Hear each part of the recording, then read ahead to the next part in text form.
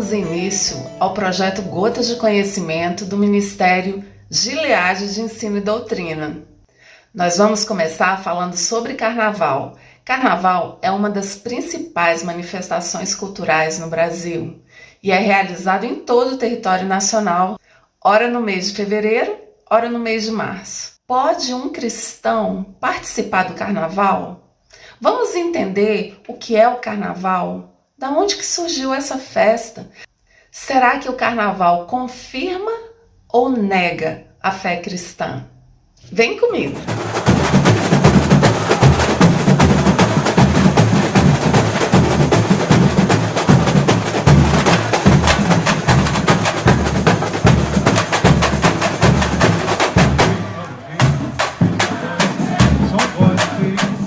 O Carnaval é uma festa de origem não cristã, ou seja, é uma festa pagã que perambulou por diferentes culturas como resultado do sincretismo cultural. Sincretismo é o agrupamento, a fusão, a aglutinação de diferentes ensinamentos que resultam em uma coisa nova, mas mantendo as características base dos costumes originários. O Carnaval, por exemplo, é resultado do sincretismo de costumes de diferentes culturas, como a egípcia, a babilônica, a grega, a romana, por aí vai. E as características fundamentais que foram preservadas ao longo de todas essas culturas são os excessos, os delírios e a inversão de papéis. Dizem que os egípcios foram os primeiros a realizar concentrações carnavalescas. Essas festas eram dedicadas aos deuses Ísis e Apis. Lá, as fantasias e as máscaras permitiam que todos participassem da festa sem distinção de classe social. Quando Alexandre o Grande derrotou a Babilônia, conquistou o Egito, a Grécia também passou a adotar esse festival. Lá na Grécia, as festas eram dedicadas ao deus Baco, o deus do vinho, e essas festas eram chamadas de bacanais. Nos bacanais, as prostitutas se vestiam de virgens, os homens se vestiam de mulheres, e eles bebiam e comiam sem parar, totalmente entregues à libertinagem, até que chegou o Império Romano e dominou o mundo. E o que aconteceu? O Império Romano se apropriou de todos os deuses das nações que ele conquistou. O costume romano era realizar o sincretismo entre a sua cultura e parte da cultura dos povos que ele conquistava. Quando o Império Romano se apropriava de uma nação, ele também se apropriava dos deuses dessa nação. E ele se apropriava também das festas que eram celebradas a esses deuses. Assim, os romanos se apropriaram tanto das festividades egípcias quanto das festividades gregas. E embolou foi tudo. Lá em Roma, quando era dezembro, celebravam-se as Saturnálias. E em fevereiro, as Lupercálias, com tudo que um bacanal grego tinha direito: bebedeira, libertinagem e inversão de papéis. Nas comemorações romanas, havia carros alegóricos no formato de navio que carregavam homens e mulheres nus em desfiles pelas ruas. Esses carros eram chamados de carrum navalis, carro naval em latim. Para alguns pesquisadores, é daí que vem a palavra carnaval.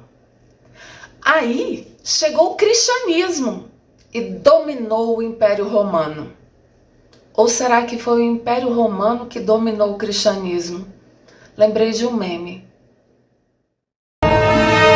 Não! Socorro! Shrek! Não, tudo bem. O que fez com a princesa? Sou eu a princesa. Sou eu, neste corpo. Oh, meu Deus, você comeu a princesa!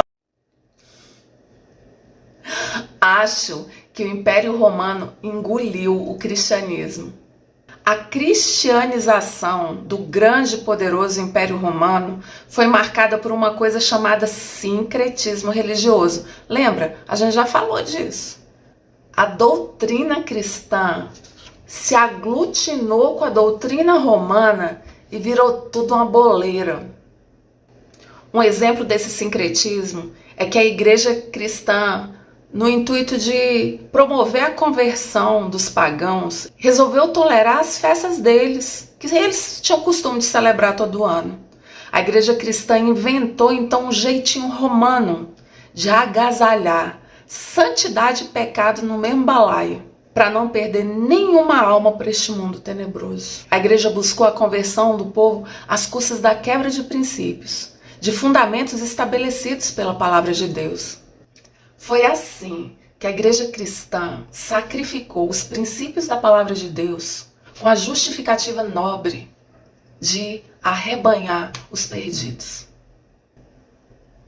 Não olhe demoradamente para o vinho, observando, quando ele é vermelho, como brilha no copo e desce suavemente, pois no fim ele morde como uma cobra venenosa, pica como uma víbora. Você terá alucinações, dirá coisas sem sentido, ficará tonto como um marinheiro em alto mar, agarrado ao mastro em meio à tempestade. Dirá: bateram em mim, mas não senti. Nem percebi quando levei uma surra. Quando acordarei para beber de novo? Provérbios capítulo 23, verso 31 ao 35. Quem se sente angustiado e triste? Quem vive brigando e se queixando? Quem sofre ferimentos desnecessários? Quem tem os olhos sempre vermelhos? Aquele que passa horas tomando vinho e experimentando bebidas fortes. Provérbios capítulo 23, do verso 29 ao 30.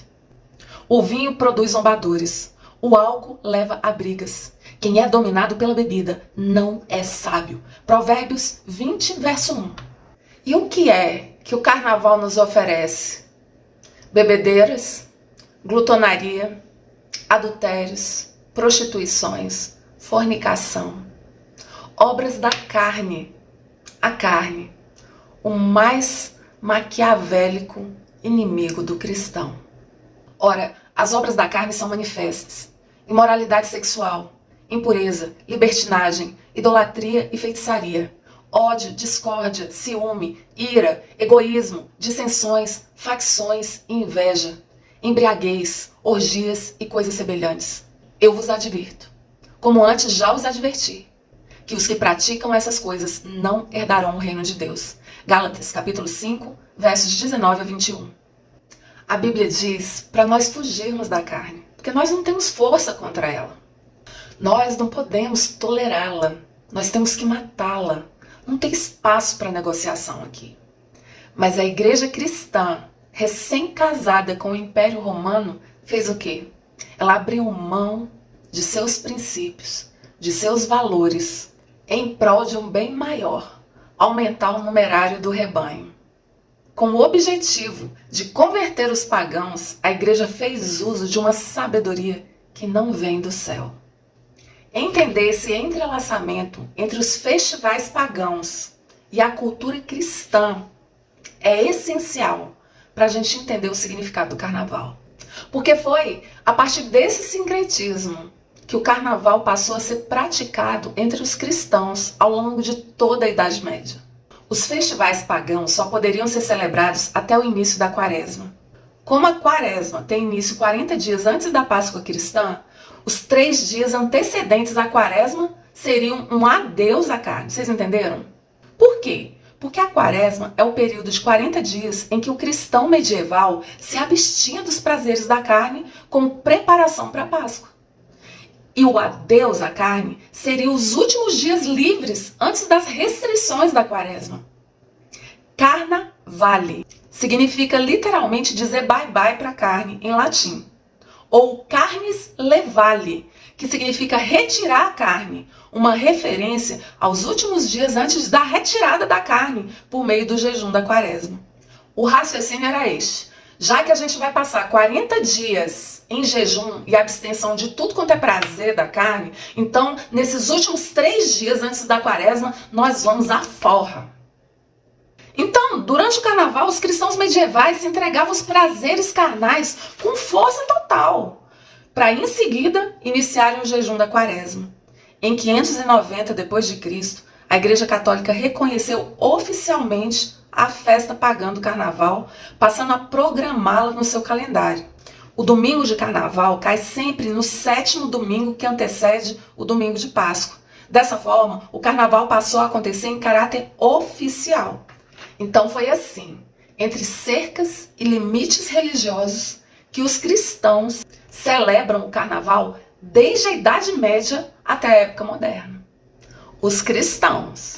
Com a expansão do cristianismo pela Europa, o carnaval foi junto com os navios pelo mundo afora, cada país criando a sua própria versão da folia. Entre os séculos 16 e 17, os portugueses trouxeram para o Brasil colônia o carnaval, que na época era chamado de entrudo. Entrudo significa entrada, que significa a entrada do período de caristia da quaresma. Entrudos eram 3 dias de brincadeira popular que antecediam a quarta-feira de cinzas, praticada pelos escravos e pelas camadas populares, né? As ruas eram tomadas de pessoas fantasiadas que pintavam o rosto de farinha e saíam jogando farinha em todo mundo. Jogavam água, farinha, bolinha de cera, lama, lixo. Deve ser daí que vieram as serpentinas. Durante 3 séculos, o que teve no Brasil foi entrudo, o precursor do carnaval de rua. Com a vinda da corte portuguesa para o Brasil no século XIX, é que chegaram as carruagens enfeitadas, as máscaras, as fantasias chiques vindas de Paris. A elite brasileira passou a realizar bailes privados e os pobres faziam entrudos no meio da rua. Essa galera toda, todo mundo cristão, católico, apostólico, romano. O carnaval brasileiro é a maior festa popular do mundo. Ela atrai turistas de todos os continentes. Uma festa cara, disputada, onde os excessos são a regra e a sobriedade a exceção. Álcool, drogas, promiscuidade. Uma festa que termina em cinzas. Amados, eu os advirto, como peregrinos e estrangeiros que são, a manter distância dos desejos carnais que lutam contra a alma. Primeira carta de Pedro, capítulo 2, verso 11. Portanto, os que estão na carne não podem agradar a Deus. Romanos, capítulo 8, verso 8. Porque a carne cobiça contra o espírito e o espírito contra a carne, e estes opõem-se um ao outro. Gálatas, capítulo 5, verso 17. Porque o que planta na sua carne, da carne colherá corrupção, mas o que planta no espírito, do espírito colherá a vida eterna. Gálatas capítulo 6, verso 8. Porque se viverdes segundo a carne, morrereis. Mas se pelo Espírito mortificardes as obras do corpo, vivereis. Romanos capítulo 8, verso 13. Olha, se você é cristão de verdade, se você é um cristão bíblico, que crê e confia na palavra que sai da boca de Deus, se você crê no que está escrito, se você pauta a sua vida cristã somente pelas escrituras sagradas, se você realmente quer dar glória a Deus, diga adeus à carne. Fuja do carnaval. Amém? Vamos fazer uma oração? Senhor Deus, a tua palavra nos diz que o teu povo tem sido destruído por falta de conhecimento. E nós te pedimos, Deus, dá-nos conhecimento da tua palavra, dá-nos conhecimento do alto, dá a nós a sabedoria que vem do céu e não das trevas. Nós não precisamos de sabedoria diabólica, nós precisamos de sabedoria do Senhor. Que nós possamos tomar decisões sóbrias, que nós possamos de fato nos abster da carne e não fingir uma fé meramente religiosa. Que nós possamos ser fiéis em todos os nossos caminhos, dar-nos a força que nós não temos. Eis aqui a nossa decisão. Nós queremos ser fiéis a Ti e agradar a Ti, somente a Ti, em nome de Jesus. Amém. Até a próxima aula. Tu és o maior. Olá, a graça e a paz de nosso Senhor Jesus Cristo.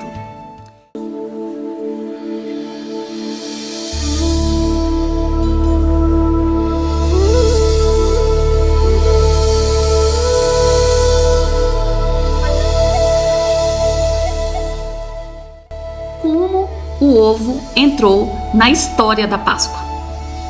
Como chegamos nisso? Bem, Se pesquisarmos em sites de educação, até os mais renomados deles chamam o ovo, o chocolate e o coelho de os grandes símbolos da Páscoa moderna. Como assim? Alguém na modernidade morreu na cruz novamente por nós? Não, é que inserimos elementos da cultura pagã em nossa fé. Infelizmente, fizemos assim. O ovo entrou na história por conta dos festivais pagãos da primavera.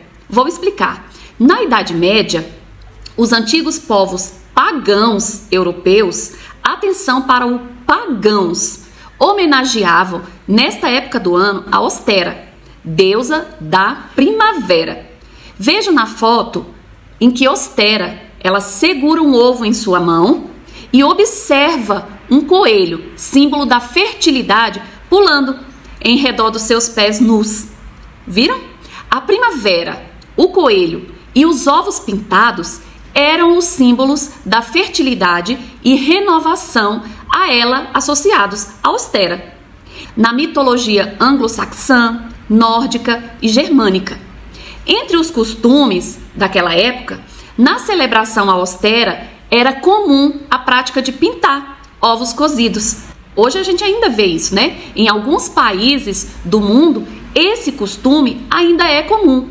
E em outros foi substituídos por ovos de chocolate. Em ambos os casos, o costume não é bíblico. A entrada desses símbolos nos festivais, nas festividades cristãs, aconteceu com a organização do Concílio de Nicéia, em 325 depois de Cristo. Neste período, os clérigos tinham a preocupação de ampliar o seu número de fiéis por meio da adaptação de algumas antigas tradições e símbolos religiosos a outros eventos relacionados ao ideário cristão, aos eventos cristãos. Assim, começaram também a pintar ovos com a imagem de quem diziam ser Jesus e sua mãe Maria. Os mais abastados financeiramente, os que tinham posses na época, presenteavam com ovos feitos de ouro e com pedras preciosas. Muitos anos depois, uns 200 anos, os culinaristas franceses tiveram a ideia de fabricar os primeiros ovos de chocolate da história.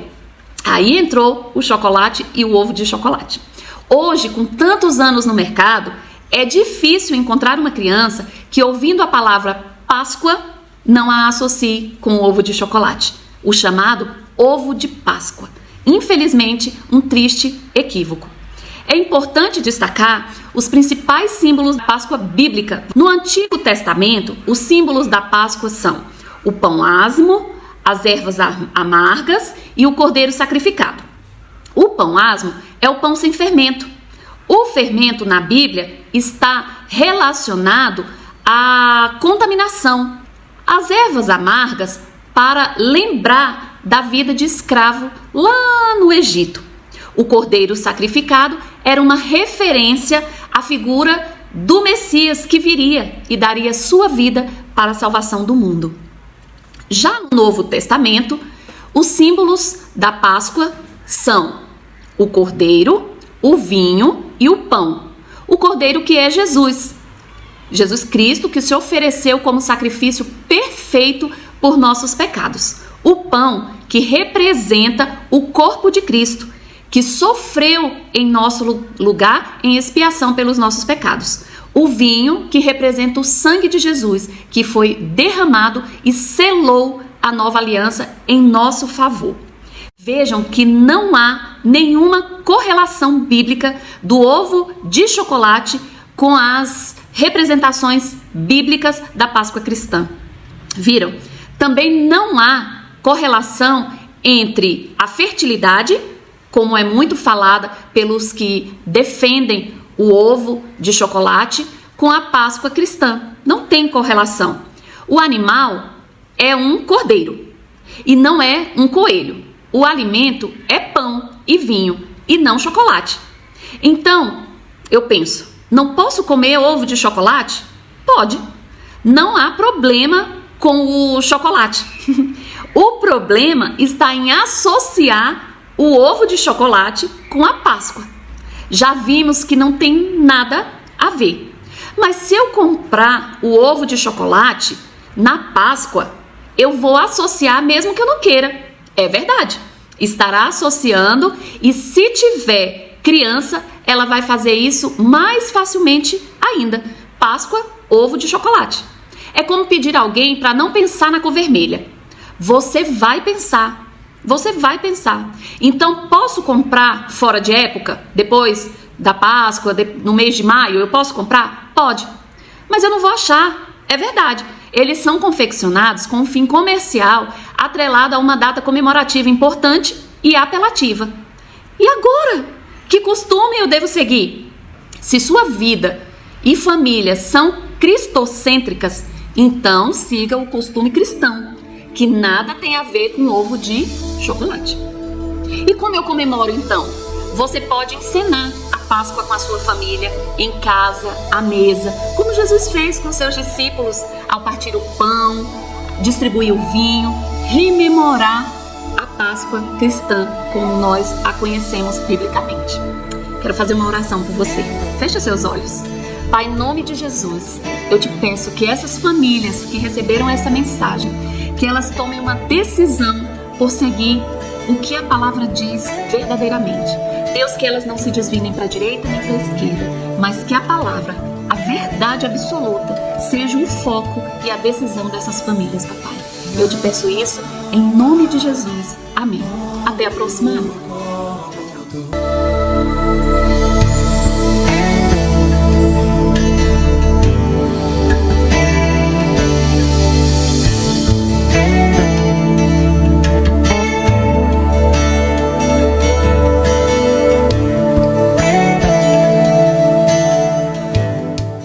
A paz do Senhor, meus irmãos, vamos aprofundar um pouco mais o nosso conhecimento?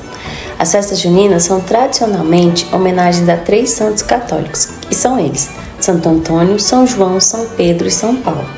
A seguir, nós veremos como surgiram tais comemorações.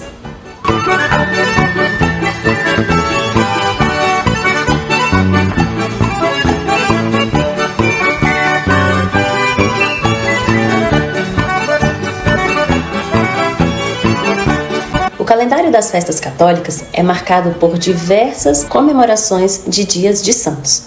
As comemorações de cunho religioso foram apropriadas de tal forma pelo povo brasileiro que ele transformou o carnaval, ritual de folia que marca o início da quaresma, período que vai da quarta-feira de cinzas ao domingo de Páscoa, em uma das maiores expressões festivas do Brasil no decorrer do século XX. Do mesmo modo, as comemorações de São João, 24 de junho, fazem parte de um ciclo festivo que passou a ser conhecido como Festas Juninas e homenageia, além desse, outros santos reverenciados em junho: Santo Antônio, dia 13, São Pedro e São Paulo, dia 29. Santo Antônio venerado, meu santinho namorado, encontrou o que tá perdido, me ajuda a encontrar marido. Ai, meu Deus. Ai. Olha aqui, meu santinho. Não é uma lindura? Fala a verdade. Olha, você bem que viu a Jurema que deu pra apanhar, não viu? Antônio. Agora, não está também na hora do senhor cumprir com a sua obrigação de santo? E eu fui no mato. Se pesquisarmos a origem dessas festividades, perceberemos que elas remontam a um tempo muito antigo, anterior ao surgimento da era cristã. Mas, ainda que na era cristã fossem considerados pagãos, a Igreja Católica, em vez de condená-los, os adapta às comemorações do dia de São João, que teria nascido em 24 de junho, dia do solstício da Europa. Os festejos do solstício de verão foram adaptados à cultura local, de modo que em Portugal foi incluída a festa de Santo Antônio de Lisboa ou de Pádua, em 13 de junho.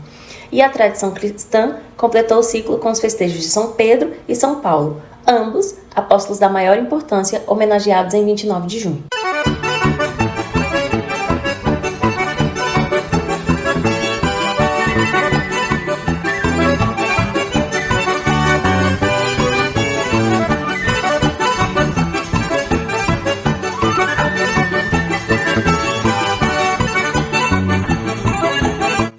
portugueses iniciaram o empreendimento colonial no Brasil, a partir de 1500, as festas de São João eram ainda o centro das comemorações de junho. Alguns historiadores contam que os jesuítas acendiam fogueiras e tochas em junho e provocaram com isso grande atração sobre os indígenas. Mesmo que no Brasil essa época marcasse o início do inverno, ela coincidia com as realizações dos rituais mais importantes para os povos que aqui viviam naquela época, e era referente às colheitas e à preparação da terra para novos plantios. Talvez seja por causa disso que os festejos juninos tenham tomado as proporções e a importância que adquiriram no calendário das festas brasileiras. Fui no mato, curta linha, Santo Antônio me chamou. Se santo que é santo chama, que fará um pecador. Final das contas, meu santinho, o que você tá esperando, meu santo? Tá esperando que eu fique feia?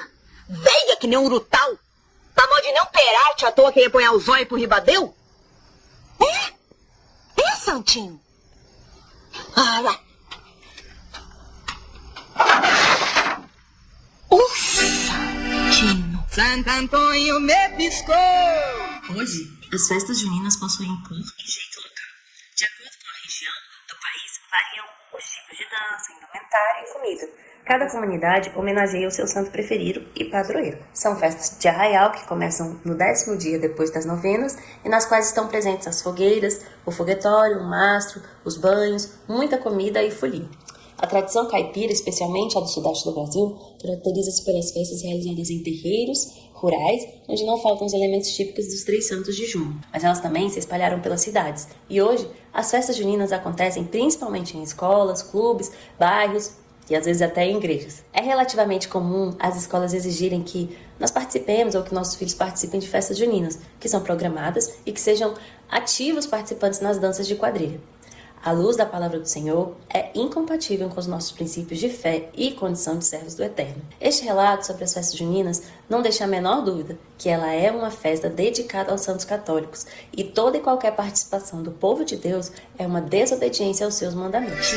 Santo Antônio me piscou. Eu não vou mais lhe tratar com essa melúria toda não, viu, santinho? De hoje em diante você vai saber bem quem é essa filha de meu pai. Quer ver?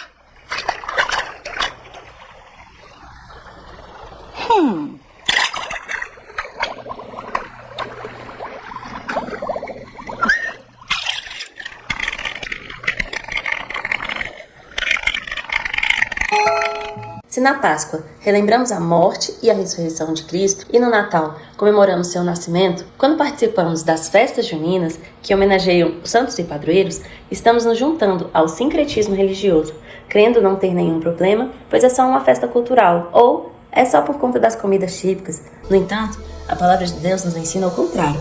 E segundo Coríntios 6, versículo de 14 a 16, nós temos o seguinte: não se juntem com os descrentes para trabalharem com eles. Como é que o certo e o errado podem ser companheiros? Como podem viver juntas a luz e a escuridão? Como podem Cristo e o diabo estar de acordo? O que é que um cristão e um descrente têm em comum? Que relação pode haver entre o templo de Deus e os ídolos pagãos? Pois nós somos o templo do Deus vivo. Olha aqui.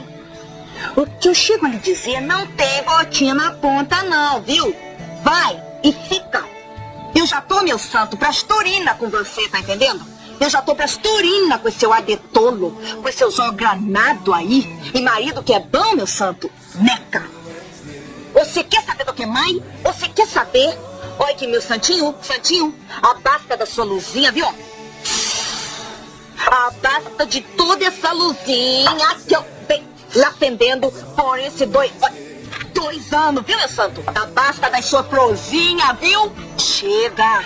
Ai, meu Deus, me segura! E a basta de Santo Antoninho também, viu?